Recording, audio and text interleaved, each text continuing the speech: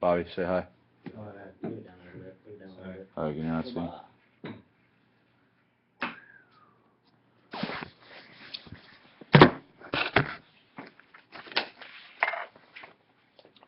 It's a beautiful summer day. You're walking along on the sidewalk enjoying a moment of quiet reflection. Suddenly, you hear a car zoom by. Seconds later, you hear the roar of a plane flying over your head. You think to yourself that oil is used in the maintenance and propulsion of both of these. You start thinking about how many automobiles and planes are used around the world every day. One might ask how a nation can possibly obtain the resources necessary to power the ever-quickening world that we live in. Planes, automobiles, and oil all share a common trait. They were all imported internationally into the U.S. In order for the economy to bounce back from the international recession of 2009, every nation needs to be fully invested in international trade. While examining international trade, we will focus on the abundant benefits of international trade as well as importing from different countries and how their business practices affect our choices. First of all, importing goods internationally is not only necessary for our personal health and well-being, it also translates to lower prices for U.S. consumers. According to EconomyWatch.com, in many nations that we import from, there are low costs of production and lower tax schemes, which translate to lower prices in the U.S., should we choose to import from these various different nations. According to R. Glenn Hubbard and Anthony O'Brien in their book titled Economics, 3 general assumptions are made when studying economics. The first is that people are rational. The second is that people respond to economic incentives. And the third is that optimal decisions are made at the margin. To any rationally thinking U.S. citizen, the potential for lower priced goods acts as a great economic incentive. Lower priced goods due to importing benefits the United States economy as a whole. With lower prices, businesses are able to boost their profit margins. Lower prices equate to an overall increase in demand for goods. An increase in demand allows businesses to sell more goods and increase their marginal profit. More buyers equate to more spending, which translates to that small step in the direction of improving our economy as a whole. Furthermore, these lower prices allow companies to pay their employees more per hour. According to Bellecion, in his book Export-Import Theory, Practices and Procedures, this is one of the main benefits of international trade. He also goes on to discuss the fact that foreign businesses require the least commitment of companies' resources. He states, "This is an inexpensive way of testing a product's acceptance in the market before investing in local production facilities. A company could also use intermediaries who will take on import-export functions for a fee, thus eliminating the need to commit additional resources to hire personnel or maintain a department to carry out foreign sales or purchases." So as you see, there are always 2 sides to international trade, importing and exporting. Now another benefit I want to discuss goes beyond the U.S. economy. International trade helps the global economy as well. According to Soyan, 1/4 of everything grown or made in the world is now imported. Smaller countries and those that are more remotely located depend on importing for their economic needs. In many developing countries, governments encourage importing by helping local suppliers do business with offshore importers. To illustrate the importance of international trade to a nation with a low population density, let's examine the nation of Greenland. Greenland is a large island located in the northern Atlantic Ocean. It is notorious for its frigid temperatures and nearly uninhabitable terrain. Here we have a picture of Greenland during the summertime. Doesn't look too terrible there, but very rocky, very steep terrain, and during the winter time it's absolutely frigid, frozen. From October to April, the agricultural output in Greenland is considered by many to be negligible. The citizens of Greenland still require the same amount of nutrition as any other person around the world. The demand for produce in Greenland is very high during the winter, and they have no means of production. Benefiting from free trade and globalization, they are able to import nearly all of their produce during the winter months. Their government helps out local retailers by facilitating trade with nations that can supply Greenland with the produce they need. This importation of produce stimulates their economy as well as the economies of the nations that export their produce to Greenland.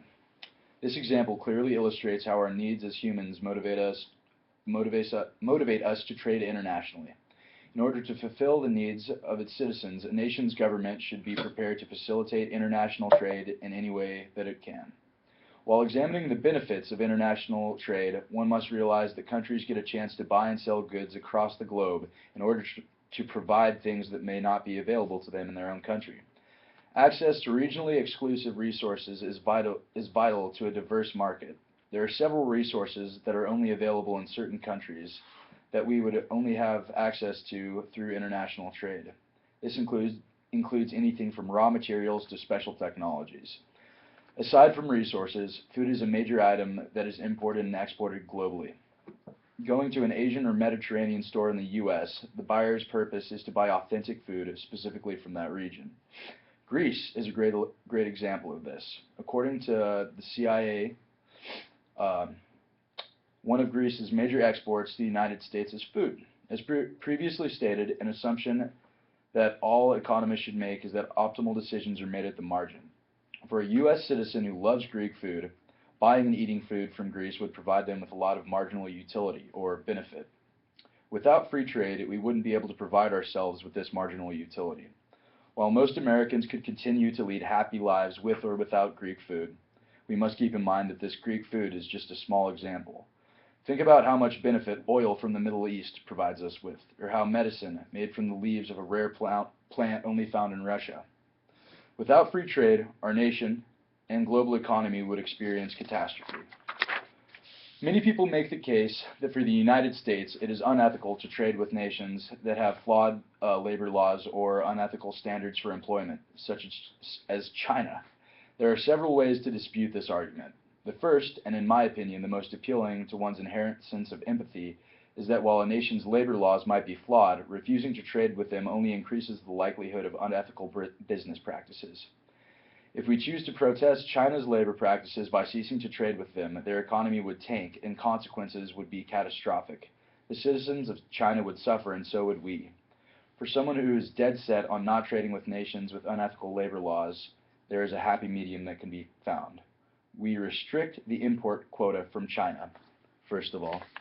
If you guys would like to see, here's a visual aid. It's a sweatshop, or what's commonly referred to as a sweatshop in China.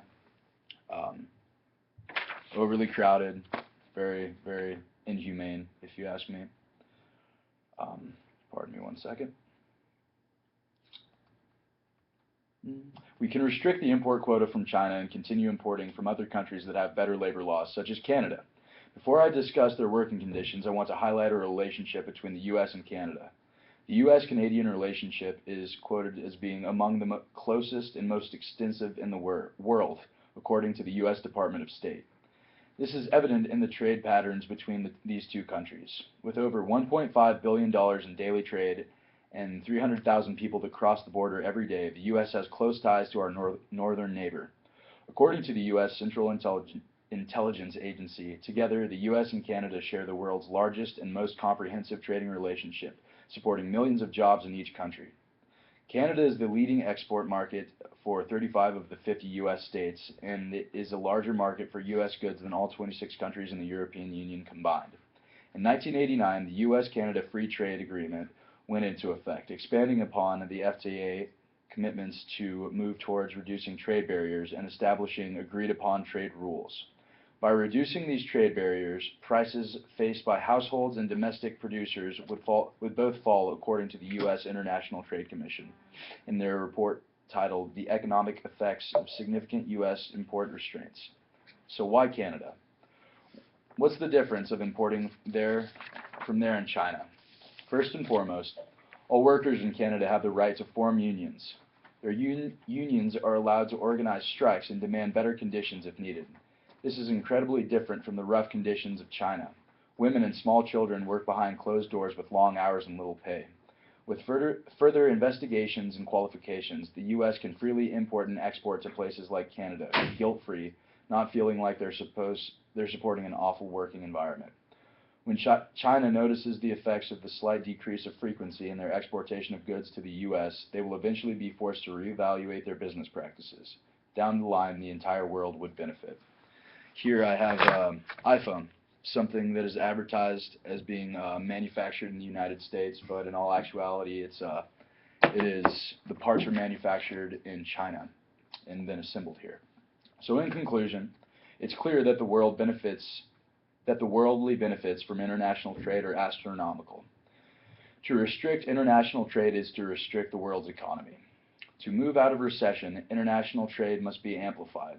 And while it's true that some nations have less than perfect labor laws, we cannot discontinue trading with them because of this. Rather, we could restrict the frequency with which we trade with them to a very small degree and trade with other nations that have better standards for labor. This in turn could promote nations that have unethical labor practices to revise their labor laws. International trade is beneficial to our economy as well as the global economy.